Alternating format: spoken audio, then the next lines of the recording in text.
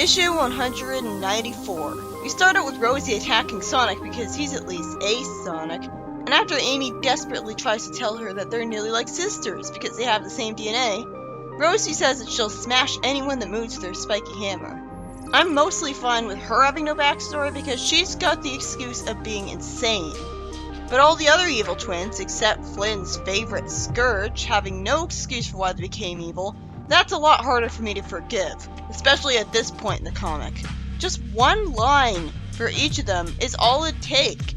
Literally all you'd have to say is their parents sucked.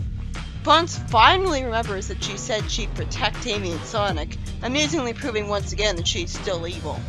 After Scourge complains about Miles taking so long to get back to him, he says, "Is he walking back?"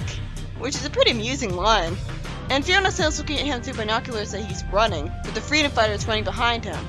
As Miles acts casual and ignores Fiona and Scourge's questions, leading to Scourge calling him a punk as an insult for some reason, even though he doesn't think being a punk is a bad thing, he finally tells Alicia that the plan was a total success. He's talking to Alicia, and not Scourge. Again, Miles is lying through telling only the truth. The fact that he doesn't seem to lie by actually lying is pretty interesting. Maybe this is all he's really great at lying-wise. We don't really know. Alicia then smirks and says, holding her whip, "It's time to show our king just what we think of him." So does Scourge immediately know what she means? And make him look stupid otherwise. Nobody ever says that in a positive context. Buns freezes Rosie in place with a riot foam, showing her evilness once again by wishing that she had been outfitted with a missile launcher. I wonder if she's killed people before, because she has no problem with the idea of it here, although her target is hardly innocent. Rosie immediately breaks free with her hammer, and Amy says to go find Kintabor's glow post while she'll keep Rosie busy. Buns asks Sonic if he's sure that Amy will be okay against her much more violent counterpart, and Sonic for some reason is positive of that and just leaves her alone with a violent psychopath. This is no better than Sonic in 06 leaving Amy alone with Silver. Well, a little better, at least she doesn't have telekinesis, but still. Buns says that she knows where the glow posts are kept in the castle because Miles and Boomer had a lab set up before Buns got kicked out of the group. She's talking as if they only set up a lab very recently in the castle, which makes no sense. Why would they wait that long? Sonic finds the glow post already activated thanks to Miles, goes through the portal, and sees Scourge and Fiona fighting the Freedom Fighters in Suppression Squad, with Patch getting a satisfying kick in the chin. I'm guessing Scourge is saying "damn traitors" since the symbols are 4 letters long. It makes sense for him to swear, he is an evil twin after all, not to mention a gangster. Why Antoine's holding his head looking dazed, I don't know. With Bunny protecting himself with the force field, Scourge exclaims another great set of lines since they're so full of impact. "I took down a whole planet! A planet! And you morons think you can take me?" He kicks Alicia and the 2 foxes, saying that even Sonic can't take him. Scourge continues ranting, attacking Boomer while sounding more like a whiny, spoiled brat, honestly. And Nicole tells Sonic what's going on from a screen, although you'd think it'd be blatantly obvious what's going on anyways. Nicole says with a smile that she can maintain the portal, although it'll be tricky, and the glow posts are the boost coming from the other end. How are glow posts a boost? Sonic asks Fiona why she's not part of the mutiny since she betrayed him, and she rants that she doesn't think she owes him or her world anything for some reason, and finally snaps, "Every time I trust someone, I get burned. You, my parents, my partners, everybody. So you know what? For once I'm not trusting relying on anyone. Except Scourge. If she didn't trust him, she wouldn't be with him. She wouldn't even feel safe enough to sleep near him." I really love that she says this, finally giving some sort of Freudian excuse to her, and I especially love that she says her parents betrayed her. I wish we got to see that, like we could have seen it in the background, instead of a yellow void of laziness. I was worried I was wrong about interpreting her to have abandonment issues, but it looks like I was right. Her parents really did abandon her, just like everybody else. That's why she snapped and left with Scourge. She has serious abandonment and trust issues, the kind that would make her stop trusting the Freedom Fighters not to ditch her on their own just because of one time Sally didn't accept her on screen.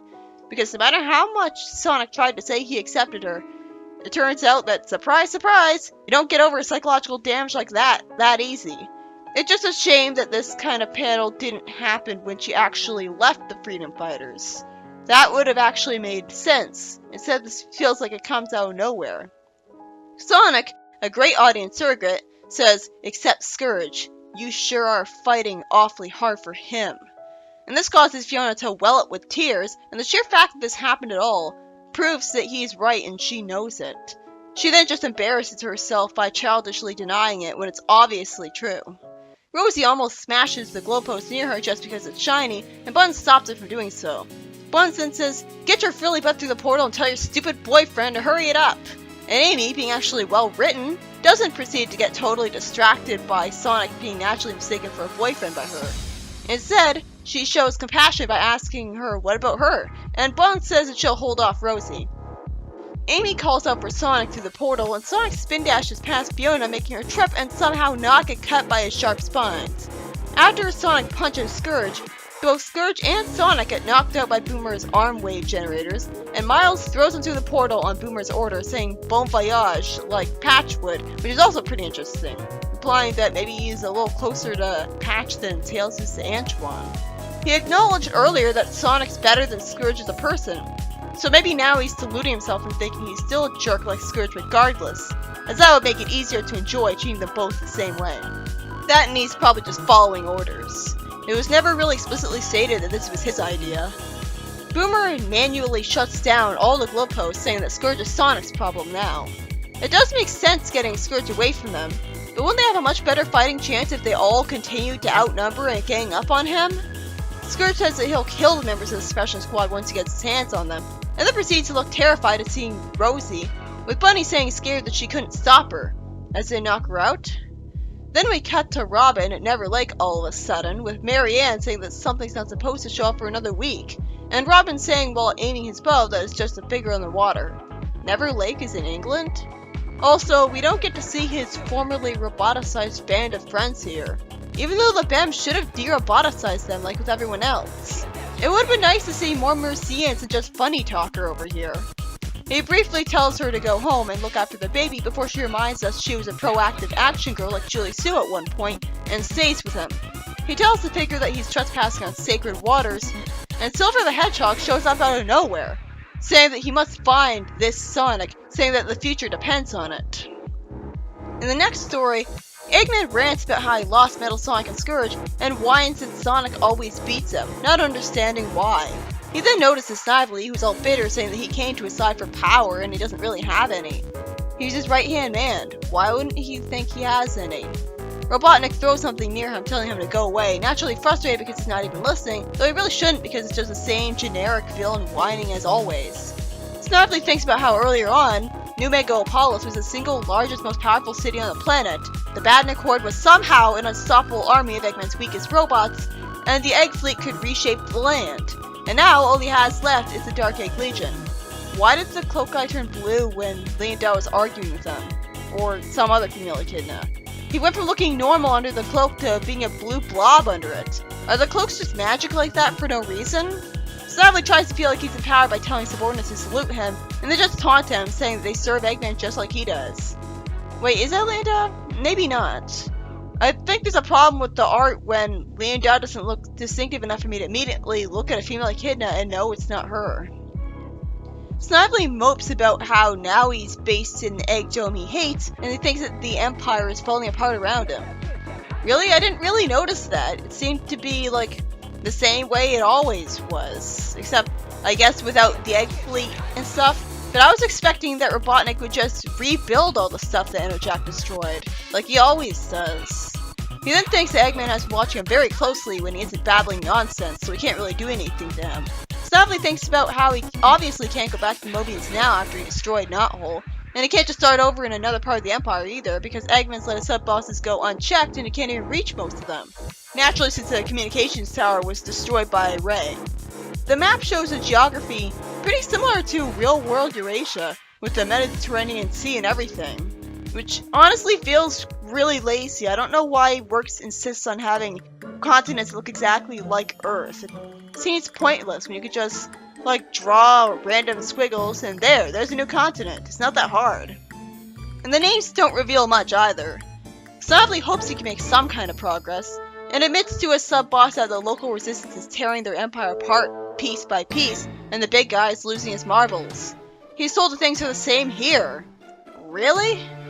And they relate to him that they doubt their boss ever had marbles. This is really endearing. I love the idea that Snively has a pen pal he can relate to. It really is refreshing. The pen pal says maybe he can tie up some loose ends here and come over to help get things in order. I like that the text is differently colored depending on who's talking. The story ends with Snively thinking that there's finally someone he can be himself around, as in he can finally have a friend. I think I might have an idea about who this person is for later issues. I'm liking what I'm seeing. This issue is by Ian Flynn, and for once both stories are great. The main story has Scourge and Fiona get betrayed by the Suppression Squad, and then Boomer throws Scourge and Sonic into Anti-Mobius' portal, saying Scourge is Sonic's problem now. I mean, this does make sense in a pragmatic sort of way. It's not necessarily evil as long as they don't really care if Sonic lives or dies. It's a big problem. And Scourge couldn't just work back right away. Why exactly? Although he does have Rosie to worry about, and the globe post apparently had to be recharged from Mobius, it doesn't change the fact that if having to recharge warp rings with Master Emeralds is the problem, he could just use the warp ring to warp to a Master Emerald from another dimension and recharge it no problem. It was enjoyable, and I especially like how Fiona finally snaps, giving her Fruity an excuse, explaining that even her own parents betrayed her trust. So it makes more sense that she'd leave the heroes because she probably got into the paranoid mindset that she's on her way out from her checkered past and she has to ditch them before they ditch her, and she'll have to deal with that again. But again, missed opportunities here. She doesn't even so much as think this being the explanation. It's all read between the lines that her trust issues cause her to give up on loyalty to them because she doesn't think they'll be loyal to her.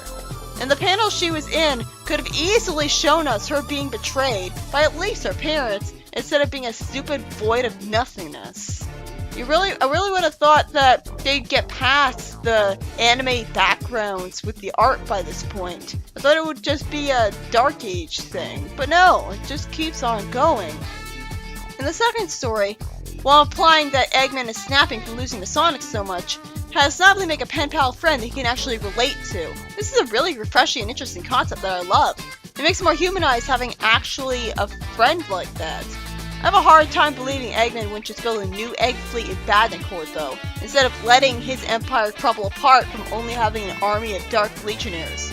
Although when you think about it, shouldn't this army be really effective against Sonic because the heroes will hold back against organic beings? With robots, Sonic will spin dash through them like mad, but it'll hold back against people. You'd think this advantage would be pointed out. Either way, the whole empire crumbling thing comes out of complete nowhere, to be honest. And it's weird that Snively's pen pal says that things are the same here. Does she have a boss where she's from that is also losing their marbles? And also has the local resistance coming to destroy her empire? I don't think so. I don't think she's really working directly for anyone that's right next to her.